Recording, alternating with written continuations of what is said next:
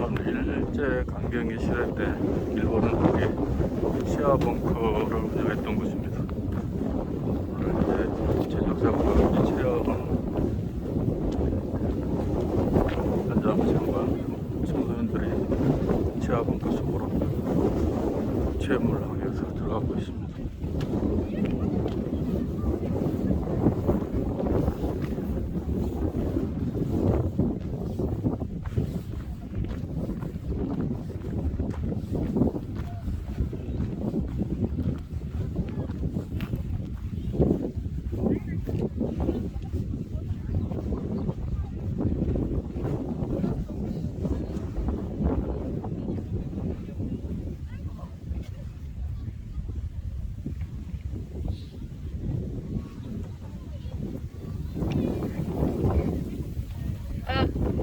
이쪽으로 보시겠어요? 좀 저 보이나요? 안 보이죠? 키 큰. 자, 이쪽으로 보세요. 네. 저 보이나요? 제 목소리 들리세요? 네. 자, 거기 들어가고 싶은데 지금 그 간략한 공사 중입니다. 그래서 들어가기는 좀 붕괴 위험이라든지 그런 게 있기 때문에 들어가지는 못하고 간단하게 설명만 듣도록 하겠습니다. 지금 바람이 워낙 강하기 때문에 제가 잠시 이쪽 바람이 좀 덜 부는 곳으로 모셨습니다. 자, 이곳은 알뜰의 비행장의 주요 군사 시설 중에 하나인 지하 벙커 입구입니다. 그런데 하늘에서 봤을 때 요 위가 잔디로 다 위장되어 있기 때문에 이곳이 벙커인 줄은 몰라요. 왜냐하면 일본이 미국하고 태평양 전쟁을 일으켰을 당시에는요, 그 당시에는 이곳이 아주 중요한 군사기지, 특히 이제 미군의 폭격이 굉장히 잦았어요. 1942년 이후로. 그러다 보니까 이제 폭격을 막기 위해서, 즉 군사시설이라는 걸 알아차리지 못하도록 이렇게 잔디로 천장을, 지붕을 위장을 해 놓아서 공중폭격으로 막기 위해서 이렇게 지하 벙커를 만들었습니다. 자, 어떤 지역 주민들은 이곳이 지하 벙커라고도 하고, 아니면은 요쪽에 우리 금방 지나온데 혹시 저 원기둥 모양으로 된 그 비닐로 이렇게 쌓여진 거 보셨어요? 왼쪽에 오시면서 그곳이 바로 비행장 활주로입니다. 지금도 조금만 시설을 만들면은 바로 비행기가 이착륙 가능한 군사 시설이에요.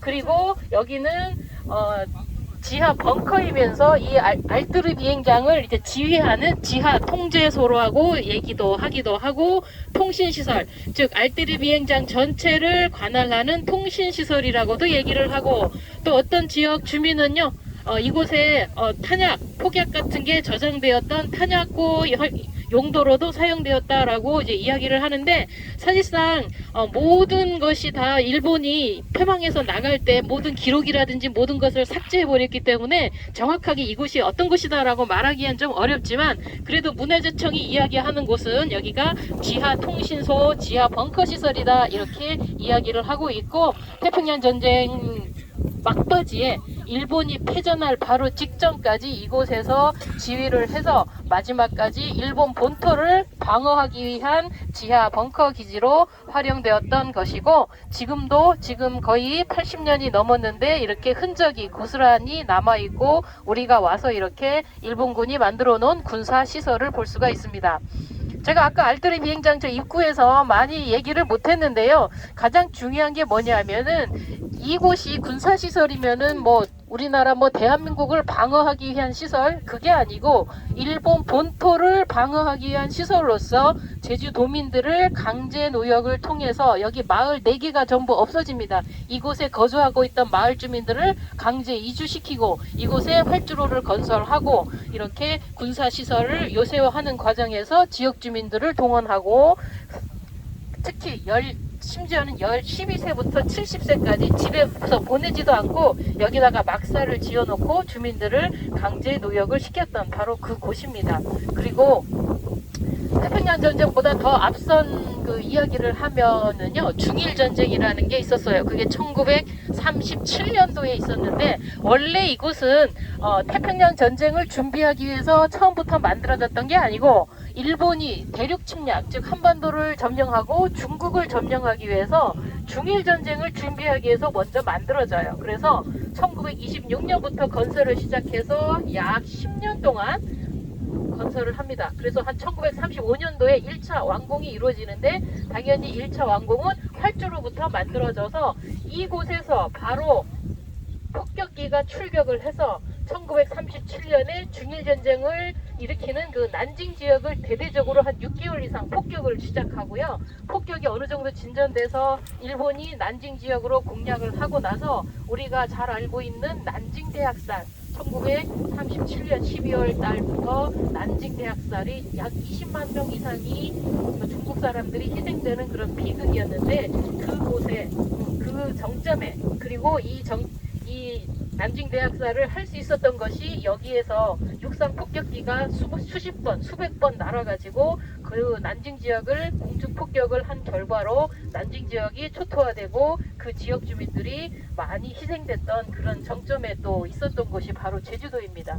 그래서 중국이요 1차적으로 1937년에 난징 지역을 점령을 하고 상해 지역도 점령하고 나니까 이곳의 중요성은 조금 덜해졌는지 항공기지가 이제 중국 상해 본토로 옮겨지지만 사실상 이곳은 연습 비행장으로 활용되면서 사실상 군사기지는 전부 더 넓어집니다.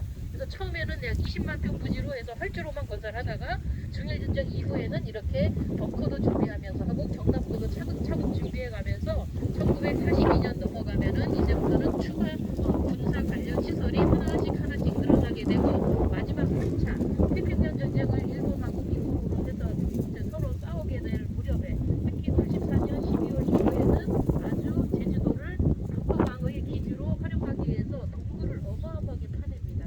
한 160여 개 이상 우리나라 제주도 오름이죠. 오름에 700개 이상의 동굴 진지를 파고 실제로 한라산 호수행까지도 이제 동굴 진지를 파서 마지막 한 명까지 다 죽을 때까지 전사할 때까지 일본 본토 즉 일본에 있는 일왕을 지키기 위한 작전을 이곳에서 하기로 결정을 하고 군사시설을 어마어마하게 준비했는데 우리나라한테는 다행인 거죠. 원자폭탄이 떨어져서 결국은 일본이 패망 선언을 하고 항복 선언을 한 날이 1945년 8월 15일이라 제주도에서는 전쟁이 일어나지는 않았지만요. 사실상 오키나와 전투가 패망 직전 2달 전에까지 있었거든요. 그게 45년 6월 25일 날 종전이 됩니다. 오키나와 전투할 때요. 민간인하고 군인 사상자들이 20만 명이 넘어요. 그 중에 민간인이 12만이 죽거든요. 만약에 제주도에서 전쟁이 났다 이 상황에서 왜냐하면 제주도가 엄청나게 군사 요새화되어 있었고 이곳에 결치로 작전이라는 그 마지막 그 일본 본토를 지키는 작전을 하기 위해서 일본군이 모슬포 지역에만 약 4만 명이 주둔을 하게 됩니다. 그러다 보니 미국이 이 제주도를 아주 제1 타겟으로 보고 있었는데 일본이 패망을 선언하니까 그나마 전쟁은 나진 않았지만 그 전쟁을 준비한 흔적만 이렇게 남아있는 것이고요. 그 중에 한 시설이 이곳이다 라고 제가 설명을 드립니다. 불행하게도 이 안에 들어가 볼 수 없어서 안타까운데 다른 그 경납고나 고사포진지는 우리가 가볼 수 있으니까 그쪽으로 이동을 하도록 하겠습니다. 네네.